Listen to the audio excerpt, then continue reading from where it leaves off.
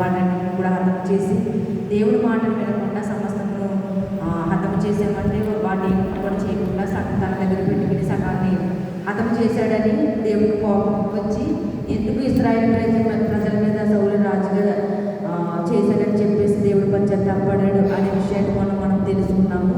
దాని తర్వాత మళ్ళీ ఇశ్రాయేలు ప్రజలకి రాజు కావాలి.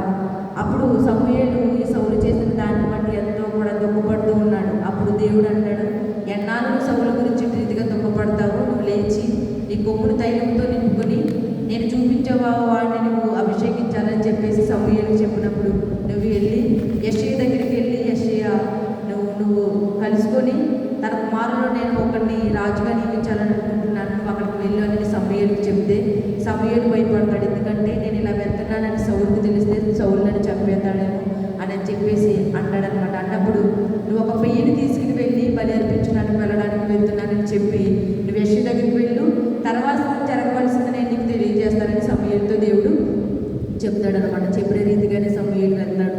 వెళ్ళినప్పుడు వారు యెషయా ఆ ఊరు వారంతా కూడా భయపడిపోతారనమాట. ఎందుకంటే వస్తున్నాడు కదా, ఏమైనా ప్రాబ్లం అయిందా అని అడుగుతూ ఉంటారనమాట. సమాధానంగానే వస్తున్నావా అని సమూయేలు ప్రవక్తను అడిగినప్పుడు సమాధానంగానే వస్తున్నారు, మీరందరూ కూడా శుభ్రమై ఉండి మనం వెళ్ళి ఆ బలి అర్పిద్దామని చెప్పేసి యెషయాని తన కుమారులందరూ కూడా వెంటబెట్టుకుని బలి అర్పించడానికి వెళ్తాడు. వెళ్ళినప్పుడు ఈ సమూయేలు దేని నిమిత్తమైతే వెళ్ళాడంటే రాజు నియమించడానికి దేవుడు చూపిస్తానన్నాడు కదా, దాన్ని బట్టి వెళ్ళాడు. అయితే వెళ్ళినప్పుడు యెషయా కుమారుని చూసి మొదటి వాడిని చూసి ఎలియాబును చూసి ఇతడే దేవుడు ఏర్పరచుకున్నవాడు, ఇతడే దేవుడు కోరుకున్నవాడు అని అనుకుంటాడు మనసులో సమూయేలు. అనుకున్నప్పుడు దేవుడు కాదు, మనుషులు పై రూపాన్ని లక్ష్య పెడతారు కానీ దేవుడు హృదయాన్ని లక్ష్య పెట్టే దేవుడు కనుక నేను ఇతన్ని కోరుకోలేదు. మనం ఏం చేస్తామంటే ఒకవేళ మనుషులు యథార్థంగా నీతిగాను ప్రవర్తిస్తున్నారని పైకి ఉంటే మనం అదే వారు అలాగే ఉంటున్నారు అని అనుకుంటాం. కానీ వారి హృదయంలో ఎలా ఉందో మనకి తెలియదు, దేవుడికి తెలుసు. దేవుడు అదే అంటున్నాడు, సమూయేలు ఆ ఎలియాబును చూసి అతడు చక్కగా ఉన్నాడు, బలిష్ఠుడే ఉన్నాడు, మంచిగా ఉన్నాడు అని చెప్పేసి ఇతడే దేవుడు కోరుకున్నవాడు అనుకున్నాడు. కానీ దేవుడు మీరు లక్ష్య పెట్టేవాడిని నేను లక్ష్య పెట్టను, మీరు పై రూపాన్ని చూస్తారు, నేను హృదయాంతరంగాన్ని చూస్తాను అని చెప్పేసి దేవుడు అతన్ని త్రోసివేస్తారు, ఇతని కాదు. చూడండి, మనమైనా కూడా ఇప్పుడు నేనున్నాను అనుకోండి, నేను వేరే వాళ్ళ దగ్గరికి వెళ్ళినప్పుడు నా దగ్గర మంచిగా మాట్లాడతారు, నేనున్నాను కాబట్టి. అదే నేను వారి దగ్గర నుంచి వచ్చేసాను అనుకోండి, వేరే విధంగా మాట్లాడతారు. ఎందుకంటే నేను వాళ్ళకు పై రూపాన్ని చూస్తాను. అబ్బా చూడు వాళ్ళు నేను దగ్గరికి వెళ్ళినప్పుడు ఎంత ఆప్యాయంగా అనురాగంగా చక్కగా ప్రేమిస్తున్నారు, చక్కగా మాట్లాడుతున్నారు నాతోటి అని నేను అనుకుంటాను. ఎందుకంటే పై రూపం మాత్రమే నాకు తెలుసు, వారి హృదయంలో నేను వెళ్ళిన తర్వాత ఏం మాట్లాడుకున్నారో అన్నది నాకు తెలియదు. కానీ హృదయ రహస్యాలు ఎరిగిన దేవుడికి తప్ప మన ఎవరికి కూడా అవి మాటలు తెలియవు. అలాగే ఈ ఎలియాబును చూసి సమూయేలు ఇతడే దేవుడు కోరుకున్నవాడు అని అనుకున్నాడు. కానీ దేవుడు ఏమన్నాడంటే ఇతన్ని నేను కోరుకోలేదు, నేను ఇతన్ని లక్ష్య పెట్టలేదు అని అన్నాడు. తర్వాత ఎవరు చూశాడంటే అభినాదాబును చూశాడు. చూచి సమూయేలు ఎదుటికి రప్పించగా దేవుడు అతను కూడా కోరుకోలేదు. తర్వాత షమ్మాను పిలవగా అతను కూడా దేవుడు కోరుకోలేదు. ఎవరిని కోరుకున్నాడంటే ఎందుకు పనికిరాని దావీదుని, గొర్రెలు మేపుకునే దావీదుని. యెషయా కుమారులు 7 కుమారులతో కూడా వచ్చి నిలబడ్డారు సమూయేలు ఎదురుగా. వీరు మాత్రమే నన్ను కుమారులు అంటే కడసరి వాడు ఒకడున్నాడు, వాడు ఎక్కడంటే గొర్రెలు మేపుచున్నాడు అని అంటే వెంటనే వాడిని పిలిపించుకుంటారా, వాడు వచ్చేదాకా మనం ఇక్కడే కూర్చుందామని సమూయేలు యెషయా వాళ్ళందరూ కూడా కూర్చున్నారు. ఎప్పుడైతే సమూయేలు పిలిచిరమ్మన్నాడు అప్పుడు పిలుచుకుని వచ్చినప్పుడు వెంటనే సమూయేలు దావీదుకు చూసినప్పుడు తనంట చక్కని నేత్రం గలవాడంట, ఎర్రని వాడంట. దేవుడు గొర్రెలు మేపుకుని దావీదుని ఏర్పరచుకున్నాడు ఇశ్రాయేలు ప్రజల మీద రాజుగా నియమించడానికి. దావీదు హృదయాన్ని చూశాడు దేవుడు.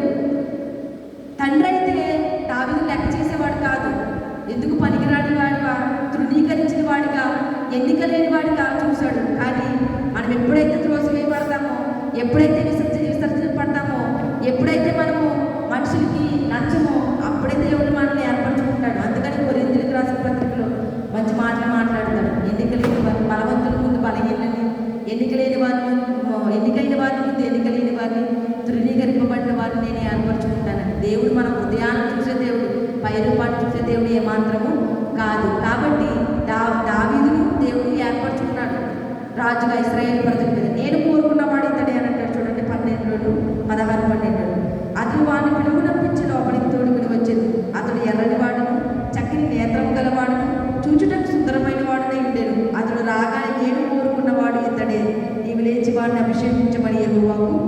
యెహోవా సెలవీయగా సమూయేలు తైలపు కొమ్మును తీసుకుని మన సహోదరుల ఎదుట వాడిని అభిషేకం చేసెను. నాట నుండి యెహోవా ఆత్మ దావీదు మీదకు బలముగా వచ్చెను.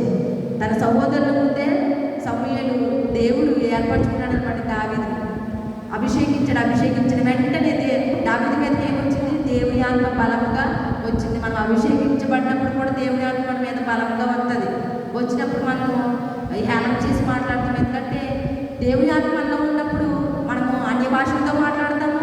దేవుని ఆత్మ మనలో ఉన్నప్పుడు మనము దేవునికి ఇష్టానుసారంగా నడుచుకునే వారిగా ఉంటాం. కానీ అది కొంతమందికి వెర్రితనంగా ఉంటుంది. అందుకనే దేవుడు చక్కని మాటలు మనకు బయటపరిచారు. సిలువను కూర్చుని వారితో నశించే వారికి వెర్రితనంగా ఉంటుంది, కానీ రక్షింపబడే వారికి అది దేవుని శక్తి కాబట్టి, దేవుని శక్తి గురించి వారికి తెలుసు కాబట్టి దాన్ని వారు చక్కగా వారు మన లోపల ఉన్న శక్తిని బట్టి వారు చక్కగా మాట్లాడుతూ ఉంటారు అన్య భాషలతోటి. కాబట్టి నేను కోరుకున్నవాడు ఇతడే అని చెప్పేసి దావీదును దేవుడు ఏర్పరచుకుంటాడు. మనము ఇంకొకరు చూసుకున్నట్లయితే, సౌలు గారిని చూసుకున్నట్లయితే అపోస్తుల కార్యములు 9లో ఉంటుందన్నమాట. సౌలు గారు మొదట ఎలా ఉన్నారంటే, దేవుని బిడ్డలైనటువంటి వారిని ఆ యొక్క ప్రధాన యాజకులకి వారికి అప్పగించేసి ఇంటింటా వచ్చి స్త్రీలనేమి పురుషులనేమి అందరినీ కూడా ఈడ్చుకుని సంఘమును అల్లకొల్లాలను చేసి వారందరినీ కూడా చెరసాలలో వేయించేసేవాడు సౌలు. స్టెఫెను ఆ యొక్క హత్యకు కూడా స్టెఫెన్ చెప్పినప్పుడు దాన్ని ఆ స్టెఫెన్ చావుకు కూడా సమ్మతించిన వాడు సౌలు. అలాంటి సౌలుని దేవుడు మార్చి ఏమంటాడు చూడండి, 9:15 అపోస్తుల కార్యము. అందుకు ప్రభు నీవు వెళ్ళము. 15 చదువుతున్నా, 9:15. అందుకు ప్రభువు నీ వెళ్ళుము, అన్యజనుల ఎదుట, రాజుల ఎదుట, ఇశ్రాయేలు ఎదుట నా నామమును భరించుటకు ఇతడు నేను ఏర్పరచుకున్న సాధనమై ఉన్నాడు. ఎవరు ఏర్పరచుకున్నాడంట?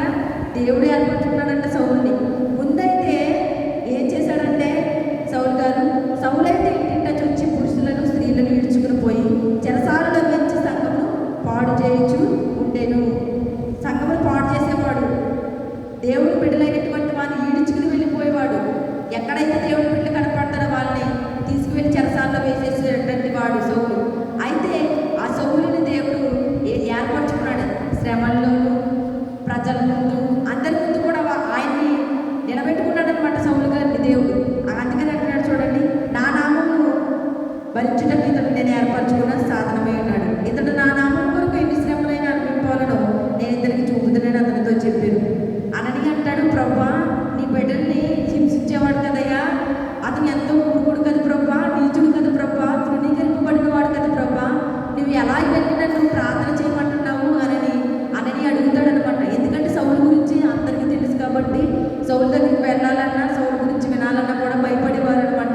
అలాంటి సౌలుని ఎలా ఏర్పరచుకున్నా ప్రభు అని దేవుడు అననీయ అడుగుతాడు. అడిగినప్పుడు అననీయకి చెప్పిన మాటలే ఇవి, నేను అతన్ని ఏర్పరచుకున్నాను, అనేక శ్రమలు నా పేరున ఆయన పొందుతాడు. అందుకనే పౌలు గారు అంటాడు కదా, నేను క్రీస్తుని పోలి నడుచుకున్న ప్రకారము మీరు నన్ను పోలి నడుచుకోండి. ఈ మాటలన్నీ సౌలు గారికి ఎలా వచ్చినాయి? దేవుడు వారిని ఎన్నుకున్నాడు కాబట్టి, దేవుడు వారిలో ఉన్నాడు కాబట్టి దేవుడు సౌలు గారి రీతిగా ఉండడానికి ఇష్టపడ్డాడు, కారకుడయ్యాడు. కాబట్టి దేవుడు అంటున్నాడు కదా, నేను కోరుకున్నవాడు ఇతడే, నేను ఏర్పరచుకున్నవాడు ఇతడే. మనము కూడా దేవుడికి ఇష్టమయ్యే వారుగా ఉండాలన్నా, దేవుడికి మంచి సాధనముగా ఉండాలన్నా, దావీదు వలె మనము కూడా ఏర్పరచబడాలన్నా మనలో ఏం చూస్తాడు? పై రూపాన్ని దేవుడు చూడడు, హృదయాన్నే చూస్తాడు. ఇప్పుడు మోషే గారినే ఎందుకు ఇశ్రాయేలు ప్రజల మీద నాయకుడిగా నియమించాడు ఆయన? మోషే గారినే ఎందుకు తన ప్రజలు బానిసత్వం నుంచి విడిపించడానికి మొదల్లో మోషే గారితో ఎందుకు మాట్లాడాడు ఆయన? ఎందుకంటే మోషే గారిని ఆయన ఏర్పరచుకున్నాడు, ఎన్నుకున్నాడు కాబట్టి ఆయన ఇతన్ని నేను ఇశ్రాయేలు ప్రజల మీద నుంచి నడిపించడానికి నేను నిన్ను ఏర్పరచుకున్నాను. మోషే ఏమంటాడంటే, ప్రభువా, వారు నా మాట వినరు, నేను వెళ్ళి చెప్పినా కూడా వారు నా మాట వినరు, పెడచెవులు పెట్టేస్తారు అని అంటే చాలాసార్లు దేవుడికి వ్యతిరేకంగా మాట్లాడతారు మోషే. నేను వెళ్ళి మోషే, నేను ఇంత ఒడుగుంటాను, ఏ విషయంలో కూడా చింతించుకో, భయపడకు, ఫరో వచ్చినా, రౌతులే వచ్చినా, రథములే వచ్చినా ఏమి కూడా నిన్ను ఆపలేవు, గొప్ప కార్యం నేను ఐగుప్తు మీద జరిపిస్తాను, వాటన్నిటి నుంచి నేను నిన్ను తప్పిస్తాను అని మోషేకి సెలవిచ్చినా కూడా ప్రభువా, వారు నా మాట వినరు, ప్రభువా నా మాట వినరు అని 3 సార్లు 4 సార్లు దేవుడితో వాదన చేస్తూ ఉంటాడు మోషే. అయినా కూడా మోషే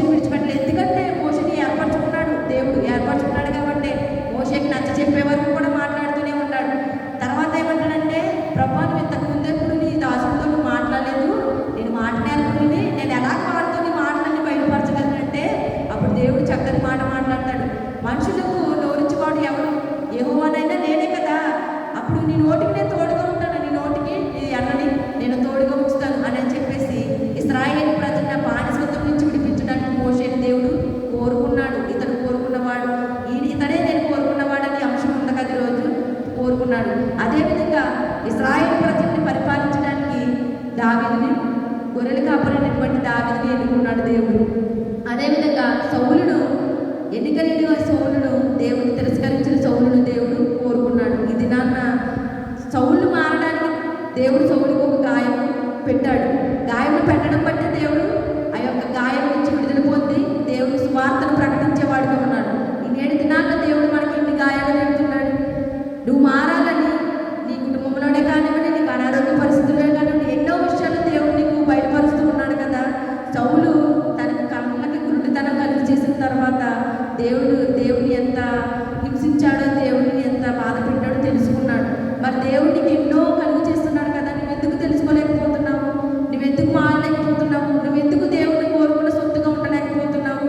దేవుడు అడుగుతున్నాడు కదా, నేను కోరుకున్నవాడు ఇతనే. నేను కోరుకున్నవాడు మిమ్మల్నే కదా కోరుకుంటున్నాను. నాకంటే ఆయనకి ఏమైనా కావాలా? ఏమీ అక్కర్లేదు, మన హృదయాలే కావాలి దేవుడికి. కాబట్టి మీరు హృదయాన్ని మీరు పై రూపాన్ని లక్ష్య పెడుతున్నారు, నేను హృదయాన్ని లక్ష్య పెడుతున్నాను. మీరు హృదయంతో నన్ను చూసినట్లయితే నేనేంటో మీకు తెలుస్తుంది. మీరు హృదయంతో నన్ను స్తుతించినట్లయితే నేనేంటో మీకు తెలుస్తుంది. మీరు హృదయంతో నన్ను స్వీకరించినట్లయితే నేనేంటో మీకు తెలుస్తుందని దేవుడి దినాన్ని మాట్లాడుతున్నాడు. కాబట్టి పై రూపాన్ని మీరు ఎవ్వరు కూడా చూడకుండా హృదయాన్ని చూడండి.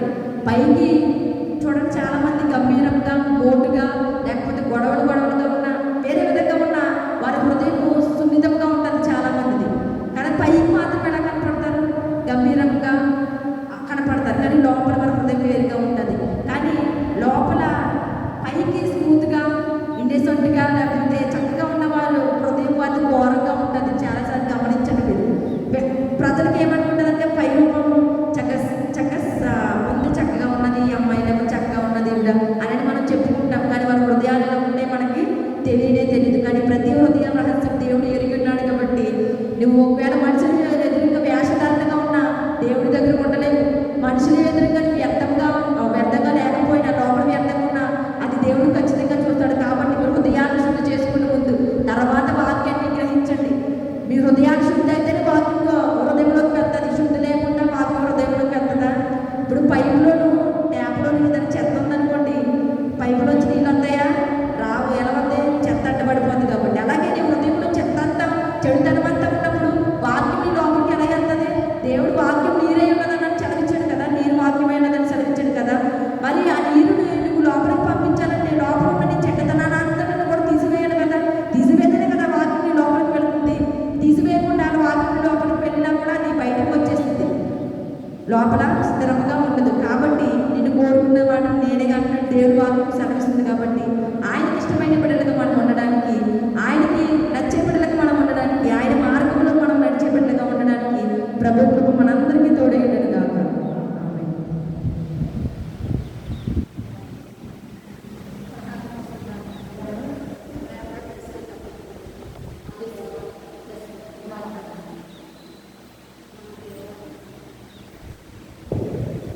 స్తోత్రం మహాపరిశుద్ధుడ, ప్రేమల తండ్రి, జాగ్రత్త దేవాచరికుడా, నిధుడు తండ్రి, సమాధానకర్త, నీకు వందనాలు, స్తోత్రాలు ప్రభా. అదే కాల సమయంలో తండ్రి అయ్యా ఇంటిగా ప్రభుత్వం పూర్తిని ప్రభా ఆయన వాక్యాన్ని ధ్యానించుకుని ప్రభావం దయచేసినందుకు వందనాలు, స్తోత్రాలు ప్రభా.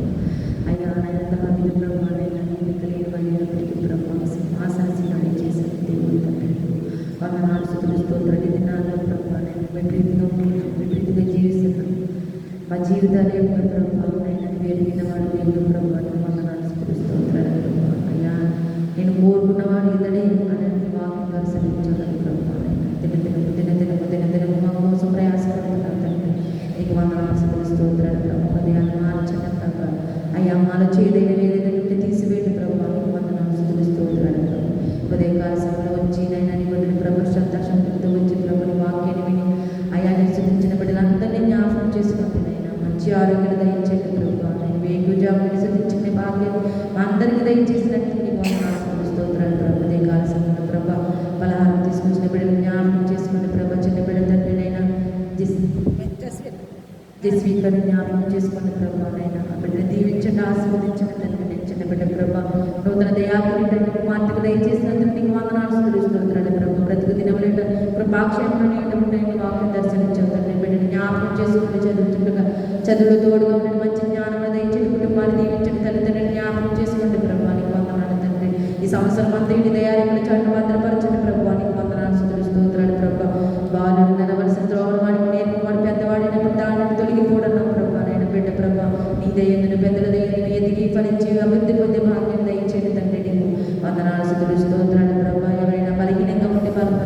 మంచి ఆరోగ్యం దయచేయండి ప్రభా. అయ్యా కుమారులను జ్ఞాపకం చేసుకోండి నైనా. అనారోగ్యంతో బాధపడుచుంది ప్రభా. ఒక దినం ఉంటుంది ప్రభా.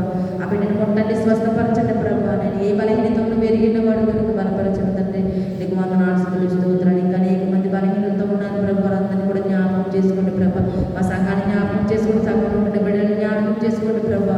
అయ్యా ఎవరైతే ఏ సమస్యలతో బాధపడుతున్నారో, ఎవరైతే ఏ ఇబ్బందులతో ఉన్నారో సమస్తం ఎరిగిన వాడు కనుక ప్రతి హృదయం రహస్యములు ఎరిగిన వాడు కనుక ప్రతి ఒక్కరికి కనుక ప్రభాని కార్యం దయచేయమని అడుగుతున్నాను ప్రభా. ఉదయకాల సమయంలో ప్రభు బాబాయ్ జ్ఞాపకం చేసుకుని దీవించండి, ఆశీర్వదించండి ప్రభా.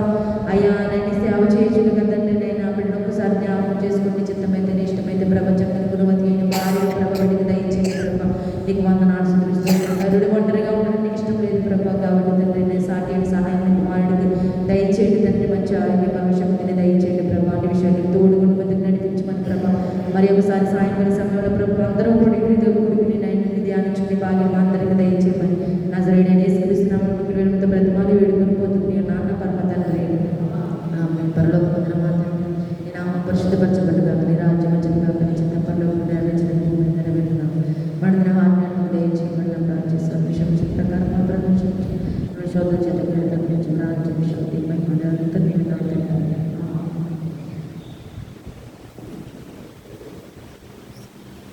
ప్రభు కృప, తండ్రి దేవుని ప్రేమ, పరిశుద్ధాత్మ తోడు వచ్చిన మనందరికీ, నా సంఘం అందరికీ ఆయన పరిశుద్ధాత్మ మనకి దీవించి ఆశీర్వదించాక.